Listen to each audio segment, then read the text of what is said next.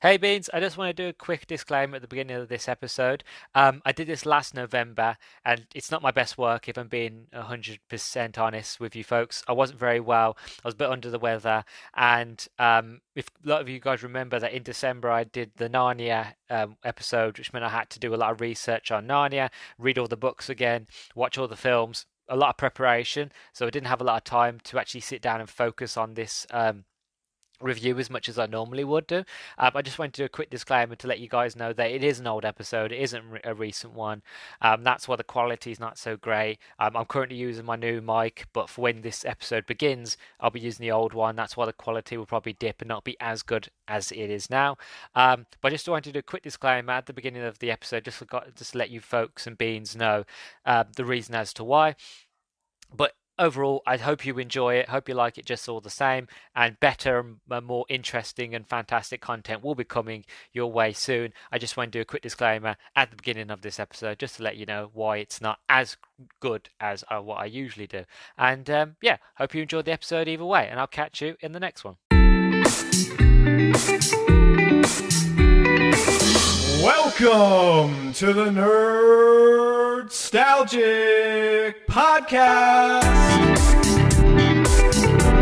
with your host, the Ginger Bookworm. Nerdstalgic with the Ginger Bookworm. Nerdstalgic with the Ginger Bookworm. Howdy, folks, and welcome back to another exciting episode of the Nerdstalgic podcast. Can you believe it? We're at season 2, year 2. I'm excited. I've got a lot of big plans for season 2. Well, tell a lie. I'm going to be completely real with you now. I'm currently recording this in November. You guys won't hear this till January, but I hope, fingers crossed that I managed to make it to season 2, and big celebration. I did a big fun sort of interested episode, and I've got loads of new followers, and I'm millions and millions of dollars, and I'm rich, and life's going fantastic. Who knows what the future holds? Or maybe it's the same as what it is now as I'm recording it. But I've got a big backlog of things I want to cover and talk about, and I figured if I get them covered now, then I can get them out for you next year. That means I can focus on other more bigger things I want to focus on for season 2. So I'm going to continue on and not fall back, but I really, really hope that season 2 goes well. But we will see. I'm recording this in November, so I don't know. But today, I'm going to be talking about Lego The Hobbit. But before I do, I want to do... actually, I can't, can I? Because I won't know if I do have any business for next year. Oh, well, that means there's no business this year, If there is or isn't, we'll find out. Maybe I get a new sponsor in season 2. I don't know. See, it's all fun. It's all interesting. Who knows what the future holds? I know not what the future holds, but I know that I will meet it with a smile. I love that quote. That's one of my favorite quotes. If when I die, that will be on my tombstone. So no sponsor today. I'm just going to get right into it. So as I mentioned today, I'm going to be carrying on with my movie tie-in, series, or my licensed movie game series. And today I'm going to be talking about Lego The Hobbit. Now, I'll be honest with you, folks. Bit of a history, bit of a story time. I love Lego. Like who doesn't love Lego? Everybody loves Lego. Who didn't grow up with Lego? Lego was one of those things that everybody just had. If it wasn't Lego, it was like Duplo. It was like really, really cheap, crappy stuff that never really stuck together properly. It always slid off. But everybody had some sort of connecting brick. But Lego was always one of them things that just speaks. No matter what age you are, it just speaks creativity. Obviously, as being a common boy growing up, I always made one of three things. It was either a gun, which was crap, but in my imagination, it was the best gun in the world, super powerful, kill anybody. A spaceship, spaceship. That's a bit of a reference for anybody who's watched um, the Lego movie.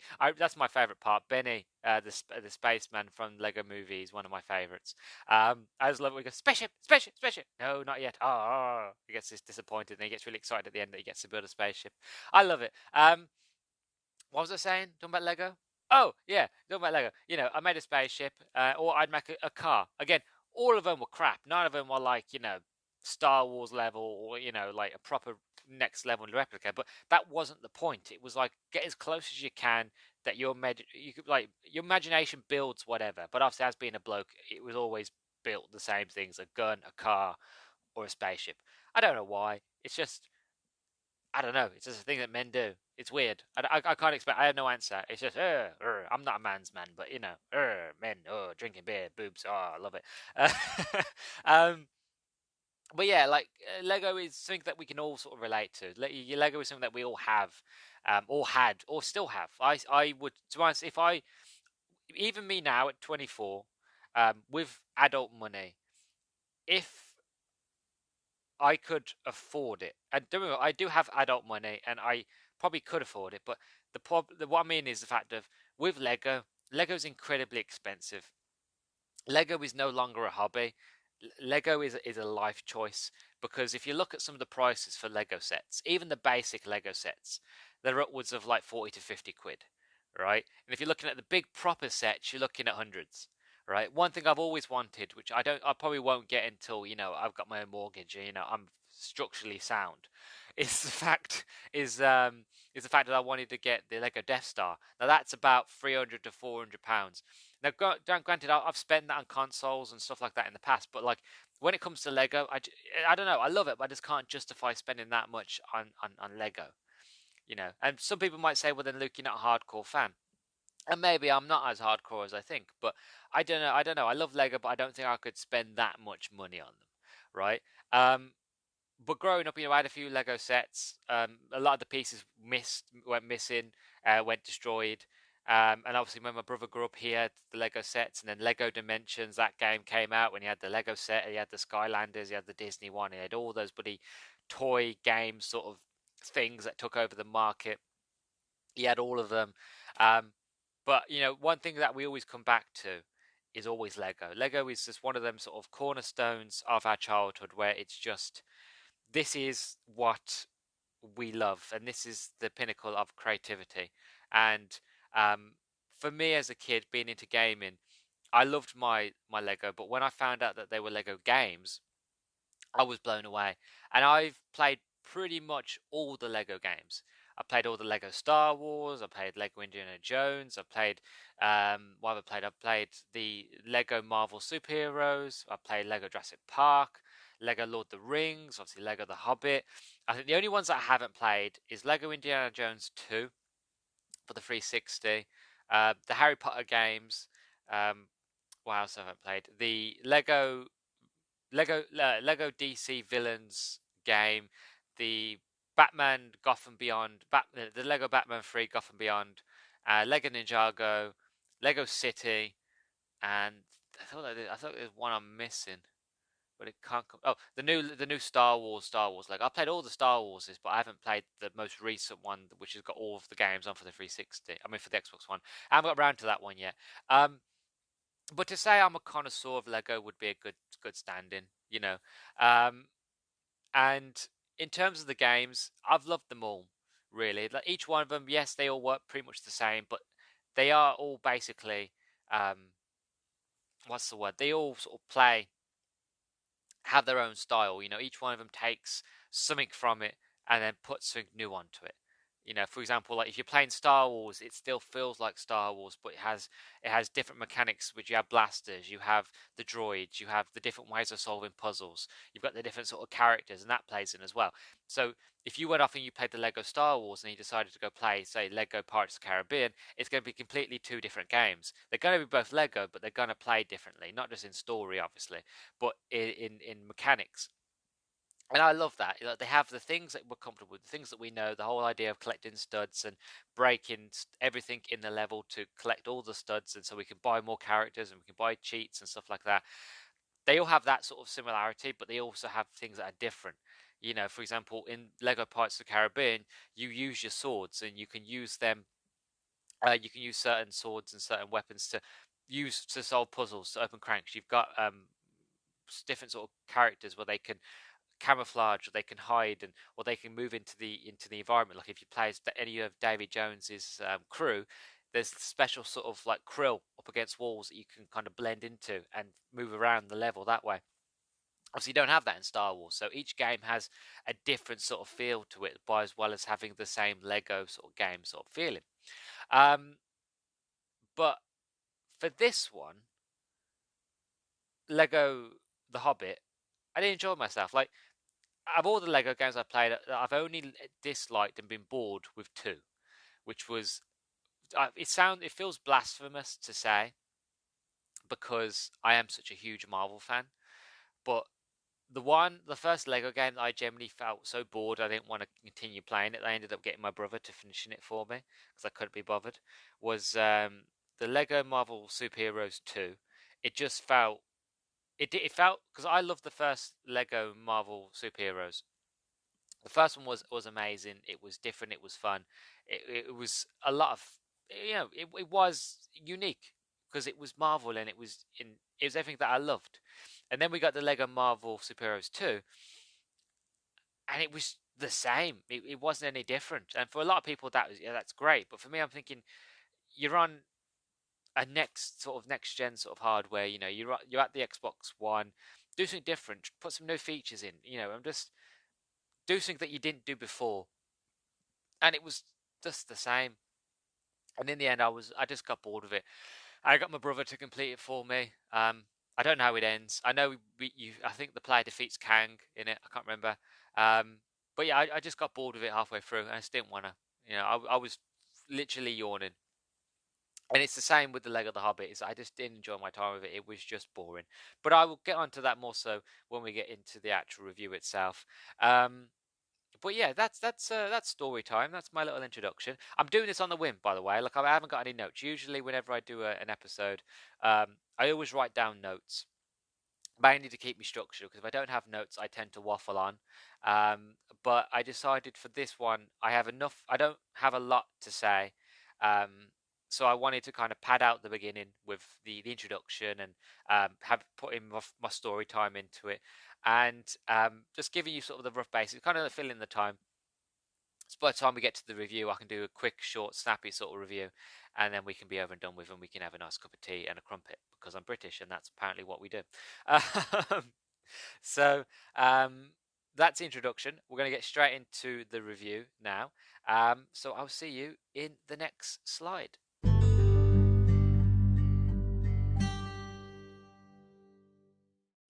And we are back. Oh God, you know what? I love going off the cuff. I was just thinking about it while I was taking a break before I started recording this part. I do enjoy going off the cuff because it reminds me of how it was when I first started doing podcasting. Now I won't get into it because I'm sure I've done a big episode already, reflection on my first year of doing podcasting. So I'm not going to get into it.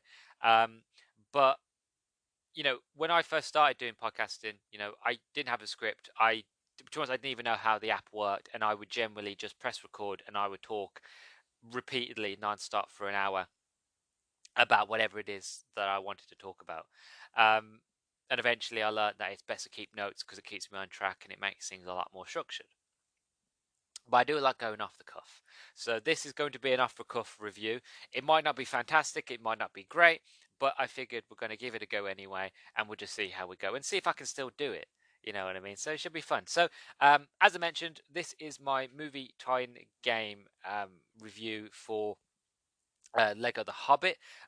Before we begin with that review, I want to do my box description. So on the front, we have Lego The Hobbit, and then we have Gandalf, Bilbo, Thorin, and Legolas in the front, and in the back we have Smaug doing breathing fire. On the far right, we have a bit of gold from the Lonely Mountains. On the left, we have the Mirkwood forest with spiders, and we've got the other dwarves. It's like Glory, Nori, Biffa, Barlin. I think that's Barlin there. One thing I do need to say though is I am a huge nerd when it comes to Middle Earth. I'm a huge Tolkien fan. I've read all of the Middle Earth books. The only things I haven't read as of yet are the Lost Tales. Actually, I think there's a new book out called The Fall of Numenor, which is meant to tie in with the One Ring Amazon TV show, which I'll be honest, I haven't watched because I don't want to watch it because it's not Lord of the Rings to me. They've taken too many creative liberties and they've changed the story of the Second Age of Middle Earth, and I am really hardcore when it comes to that kind of stuff. So I haven't watched it. But as well, I don't know if I'm going to read The Fall of Numenor, if I'm being honest, mainly because it wasn't co-written by Christopher Tolkien, which was J.R. Tolkien's son, who has been writing all the Lord of Middle Earth books since his father's passing. Um, and he's done a pretty goddamn good job. So if he's not involved, I'm not interested. But I am a huge Tolkien fan. I love all of his work, and I just wanted to let you guys know that first, mainly because I'm going to mention it. I have played the Lego Lord of the Rings. I loved it. It was absolutely fantastic. I had fond memories playing that game, playing it through from the beginning all the way through all the Lord of the Rings movies, from the Fellowship of the Ring, the Two Towers, and the Return of the King. I love them all. To be honest, it's one of the best Lego games, and to be honest, it feels like an underrated Lego game because one of those Lego games that people don't really mention. People always seem to go to Indiana Jones and to Star Wars first, which I get. Both are amazing, both are really really good and fun. I've had a lot of enjoyment with them all.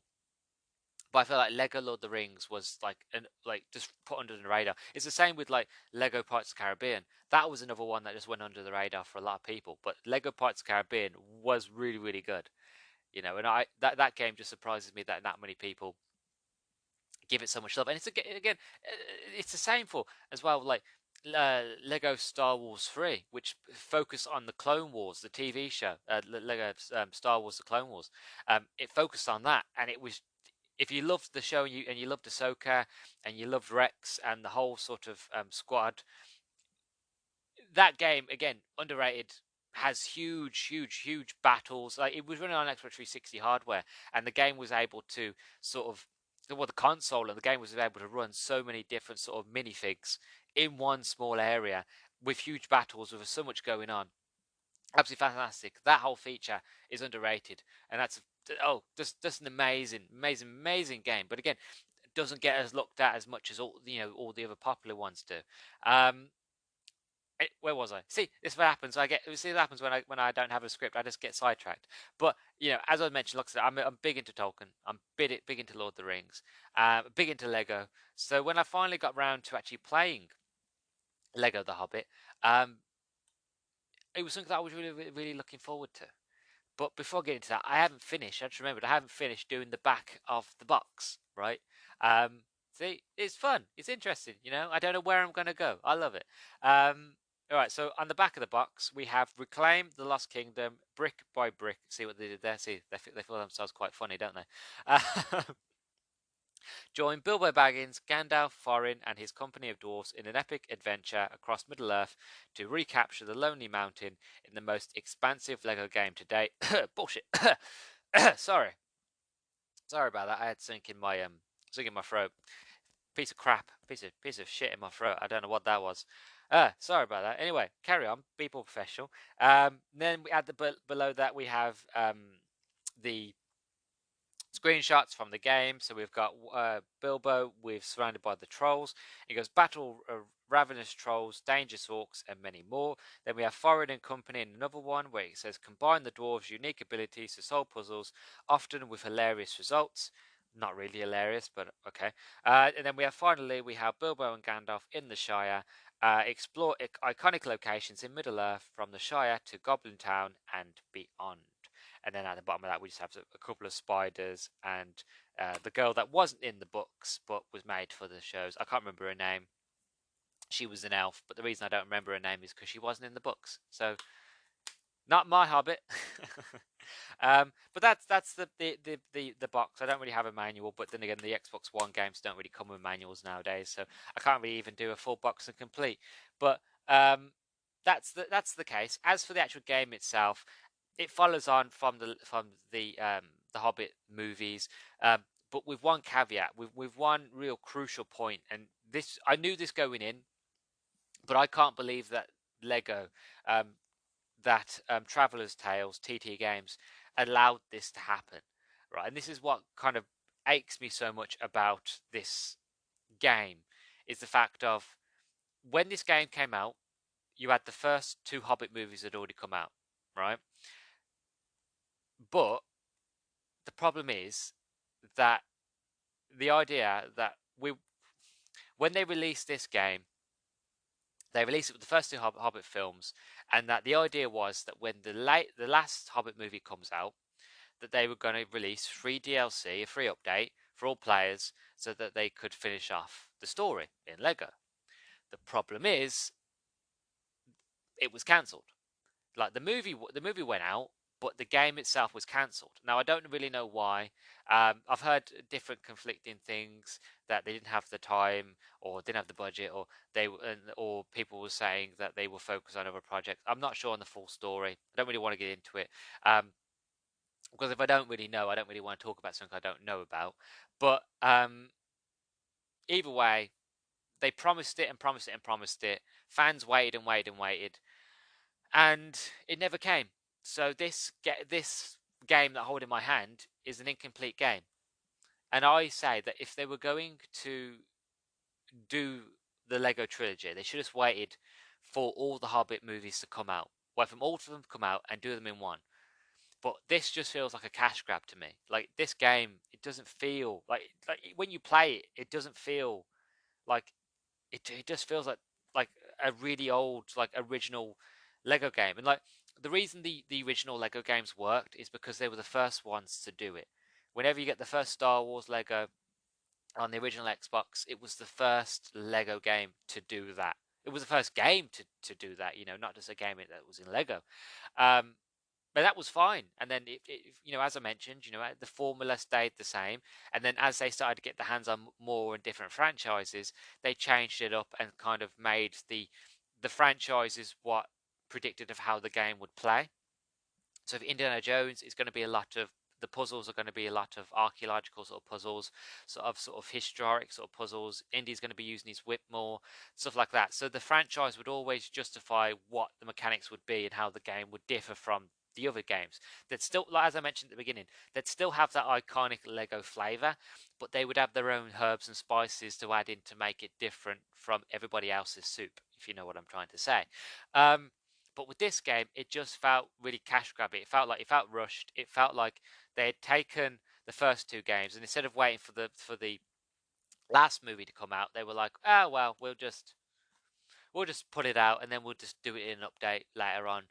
We've got the first two games, so we'll just release that." I'm like, "Well, no, it's incomplete," and I knew that going into it, but I try not to think about it. But just playing it now and realizing that I had such a dismal time with it, and knowing that I can't properly finish it, is a nightmare. You know what I mean? Like, don't get me wrong. I'm one of these people that when these Hobbit movies first came out, I'm sitting there going, "Hold on a second, why are we making a third movie?" Right? If you can't like, I understand you can't tell the Hobbit tale in one film, because that would be like, I would happily sit and watch a 3 to 4 hour long movie of the Hobbit. I would happily, right? But I understand why they couldn't, so they had to split it up in two parts. Okay, that's fine. But then they made the third movie, and how the second movie ended, and then you watch the third movie, and it's the fact of the only reason that this whole you've had to make three movies is because you've added things that weren't there originally. You've added the whole sort of necromancer and the White Hawk and all that. You added all these things in that weren't there originally. You added in these extra characters and scenes just to beef up time, because you wanted to make three movies. You didn't want to make two. We didn't even want to make one. So I was already sort of like, as a fan of like, yeah, no, that wasn't in the book. And like, I don't like being that way. Like, I usually I'm not. But when it comes to the Middle Earth, I'm very sort of crucial about it, because I feel like if you're going to do the Middle Earth, you do it the way it was written. I mean, you don't change things for creative liberty, or if you're a writer and you've been tasked to make the Lord of the Rings TV show, you don't try to do your spin on the Tolkien story. You can say, "Oh no, that was me." Like, no, no, no, no, no. Keep it what it is. That's what the fans want. That's what's going to make you money. Don't change things, or you're going to lose people. And lo and behold, it has. A lot of people who watch the Power of the Ring show have been really disappointed. But this is not a rant talking about Middle Earth and how it's being treated right now. This is a rant about Lego the Hobbit. Maybe I should have structured it. Maybe it would have been better if I did structure this episode. I don't know. But yeah, like, I'm just really disappointed with this game. As I mentioned, like, it follows on with the story. Only the first two movies. You get all the hobbits, which is okay, fine. I mean, you get not hobbits. You get all the dwarves. There are some quirks in it where, like, if you can get the talks, and there's like a buddy system where you can kind of um, combine. You can like hold hands with another dwarf, and you can kind of spin around and throw the other dwarf around that you're holding, and they can like you do extra damage, and you can destroy orcs and boxes that way, or you can throw other orcs at other dwarves at walls, and you can break things and stuff like that. And the dwarves can use their axes to kind of find hidden things. Like there are certain things in there where you would say, "Oh yeah, that was a bit different," but if you played the Lego Lord of the Rings and then you played this, you would go, "Oh my god, this is such a downgrade," because they made the Lego Lord of the Rings on the 360, but that game was gorgeous. It was expansive. It was beautiful. It was long. It was interesting. It was the Lord of the Rings by the book. Completely Lego package. Loved it. 10 out of 10. You know what I mean? And then you got to this one, and you can just tell that this was just. It felt rushed. It felt lazy. It didn't feel like they had even bothered to really try. It was just, oh, we've made a Lego game. We've only got the first two movies, but we promise that we'll do the free update in the future for the Battle of the Five Armies. But you're gonna have to wait for that one. So players buy this game on the idea that we're going to get, it's going to finish off in an update later on. We pay full price. We play the game. Probably not very. Some people might liked it. Some people might not liked it. Like this game was very much made for kids. This wasn't made for Lego. It doesn't feel like it was made for Lego fans. It just feels like it was again cash grab. It was made for kids. It was just here we go. We slapped the Middle Earth Lego sort of logo on it. People will buy it because the Hobbit is really popular and selling right now. And yeah, it was just disappointed. Like the set, like visually, it looked good, but everything else just a downgrade. Like everything else just felt so lazily done. It just didn't feel like a modern Lego game. It felt like a classic modern Lego game, but not in a good way.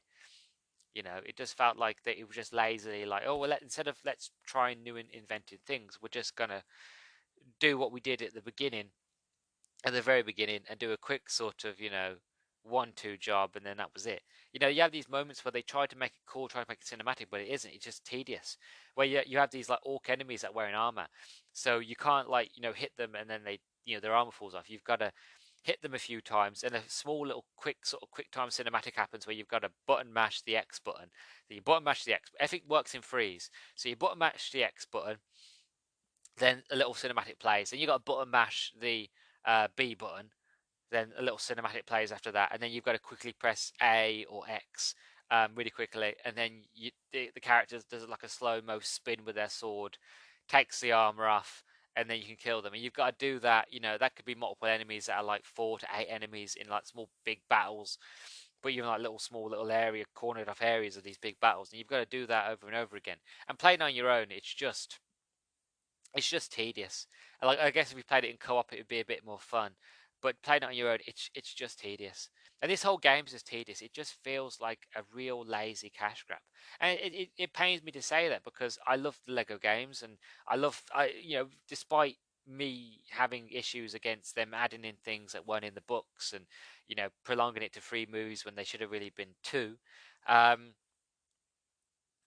I do enjoy the Hobbit movies, but again, this just wasn't anything that I enjoy, and it was a bummer. And I hate to start season 2 off with such a bummer. I really do, in terms of the movie tie-in sort of series. But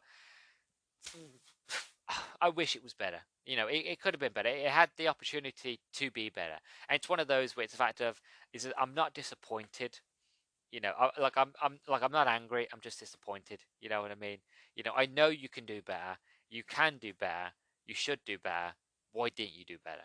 You know what I mean? It shoulda, woulda, coulda. It's one of those like, why couldn't you? You should have done it. You could have done it, but you didn't. But why? And obviously, again, it's an incomplete game. So even if I love the game, I'd still have to rank it low because it's incomplete.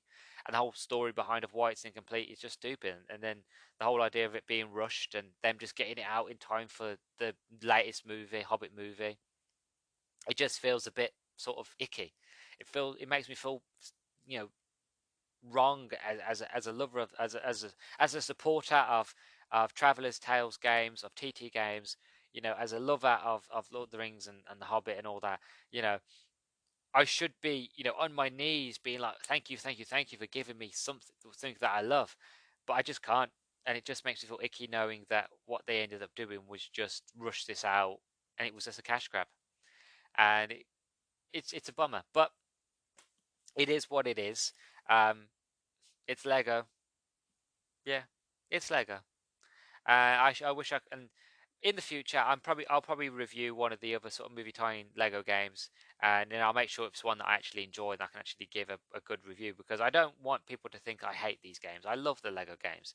It's just that this one really sort of, it's up there of just being boring, and the only reason that I ended up completing it was for this review. And if it wasn't for this review, I wouldn't have rushed to complete it. But I got loads of achievements. I got loads of easy gamer scores, so I guess that's a plus there. Um, I'll probably end up. I think what I'll end up doing next is that I'm looking into getting the either Lego Star Wars Force Awakens, because that I haven't played that one. I know you got the new Lego Star Wars, and that's got all of them in as well as the Force Awakens. But I do want to play the Lego Force Awakens because I've heard that one on its own is really really good.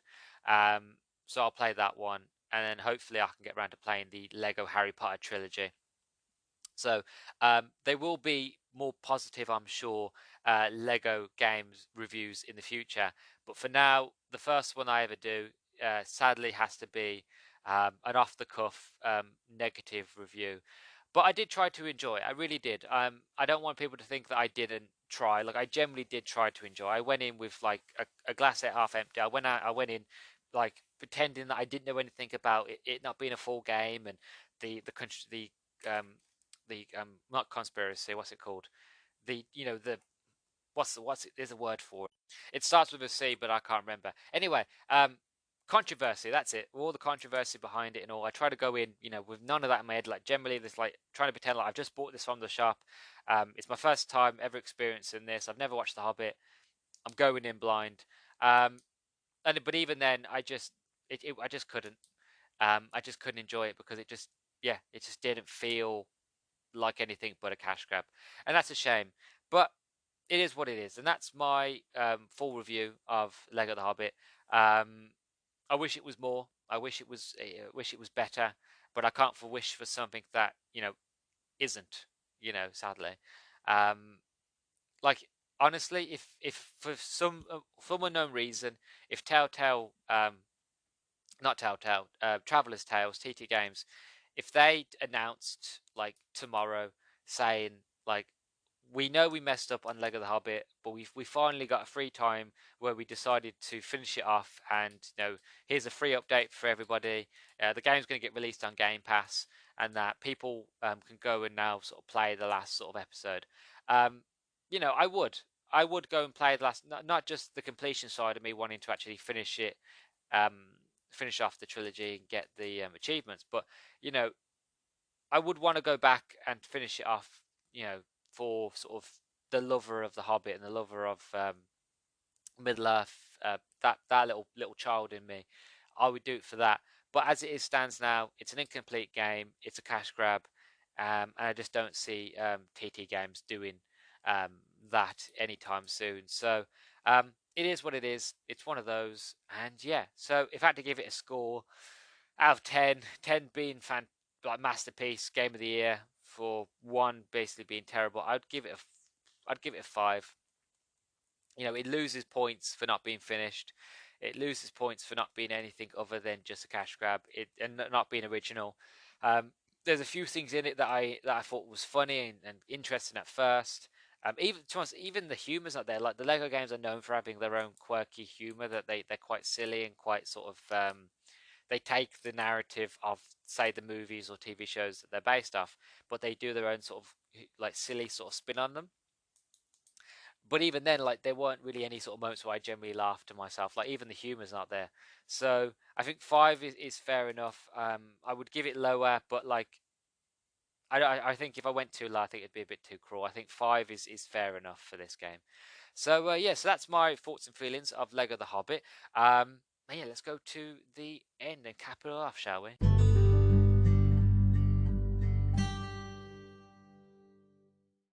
Well, here we are at the end, and that's one way to get season 2 rolling, isn't it? You know, a negative review of a really of a popular franchise, of a popular series of Lego and the Hobbit. But you know, I like I said, I did try. I really did, but I just couldn't enjoy it. But now let me know what you guys think. You know, do you like Lord of the Rings? Do you like The Hobbit? Did you like the movies? Did you play the Lego Lord of the Rings game? Did you play the Lego The Hobbit? Did you feel the same as I do that it was a cash grab? You know, are you a Lego fan in general? Whatever it is, anything to do with Lego, anything to do with with the games or anything like that, obviously let me know on Twitter. You know, and also if you liked me sort of going off the cuff, you know, I like doing off the cuff things at times, you know. As you can tell, there's a reason I have structure, is because if I don't have structure, I tend to go in tandems and get lost. But I always tend to find my way back eventually. But you know, again, I wanted to try something different. I wanted to kind of just, there was a lot of things I had to say about this game, and I just didn't want to waste a notepad page or section to this game. You know what I mean? Like I just didn't feel like I had stuff to say, but didn't have enough to say. I just didn't want to waste it. I wanted to keep that page for another game, another movie, another topic, whatever, to talk about in the future. So I just felt like going off the cuff and just being like, I'm just gonna wing it and see what happens. But you know, season 2, new things, trying new things, experimenting, always trying different things. Hopefully, people enjoy it.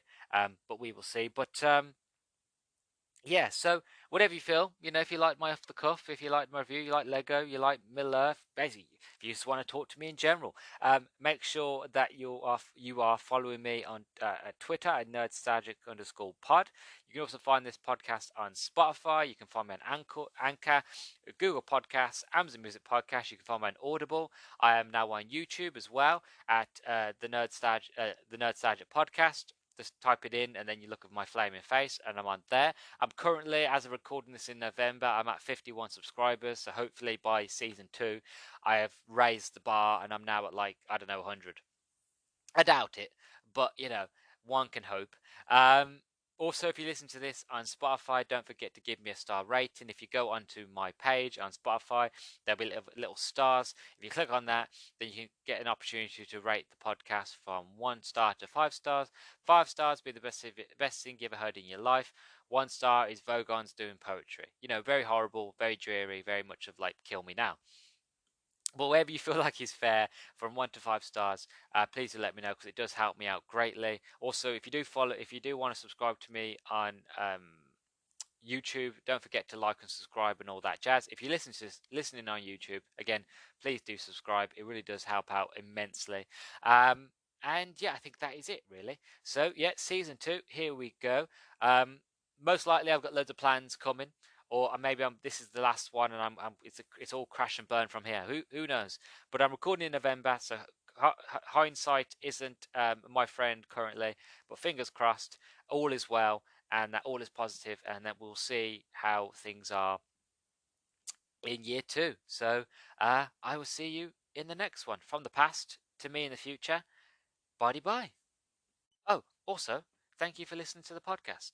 Yeah, yeah. As I said, thank you for listening to the Nerdstalgic podcast. It means a lot. Right. Now I'm going to go now. I'm going to go now. Bye bye. See, this is why I need a script, because this is what happens.